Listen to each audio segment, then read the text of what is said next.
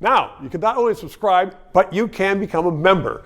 And with a membership, you get extra long interviews. The 3 minutes is still there. It's always going to be there every day for free. But you can have these longer, in-depth interviews with good characters, interesting people like John Capobianco, who joins me right now. We were talking about your party and its difficulties. Your prediction is that your leader will stay and he will change his colors a little bit. But talk about what he's going to do as a leader of your party, because right now Canada's up with one of the biggest questions ever to face it. How are we going to deal with Trump? What kind of country are we going to have? Where's your party going to go on that issue? Well, I think the one thing that you've noticed about Pierre, Canadians have noticed about Pierre, is that he is consistent. He is truth to power. He does not shift, and he's not wilt under pressure to change and all this stuff, because people were saying, oh, you got to change during the election campaign. And what you saw from Pierre was his deep beliefs and his principles that he's had since he was a young conservative when I first knew him. He maintains that. And I think what you're going to see as leader of the opposition in this new parliament is somebody who's going to continue to be principled. He's going to continue to try to build Canada from a position of strength. He's always talked about the best way to negotiate with Donald Trump and the U.S. is from a position of strength. And I think he's going to continue to do that with conservative principles.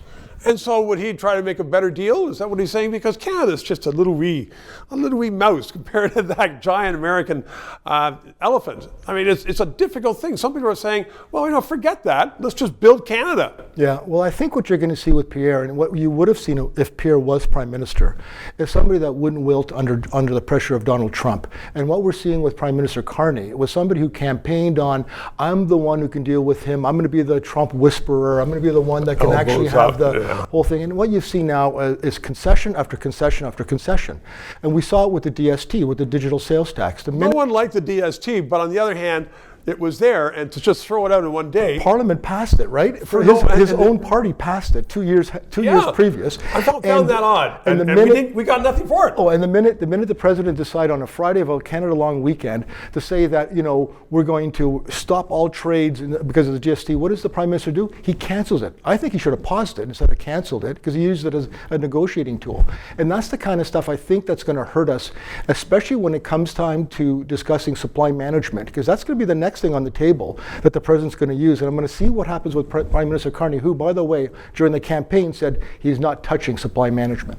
I know, but I mean, it's a huge irritant to the United States, and it's an irritant to many Canadians too, unless you happen to be a dairy farmer in Quebec or a chicken farmer in Ontario. Yeah, well, and you know how powerful Quebec is. So the minute Quebec decides to pass legislation, as they did, that they're never going to compromise on supply management, as did Parliament, you're now hand-tied in a sense that when President Trump, if he comes back and says, the next negotiating tool off the table is going to be supply management, what's the Prime Minister going to do then?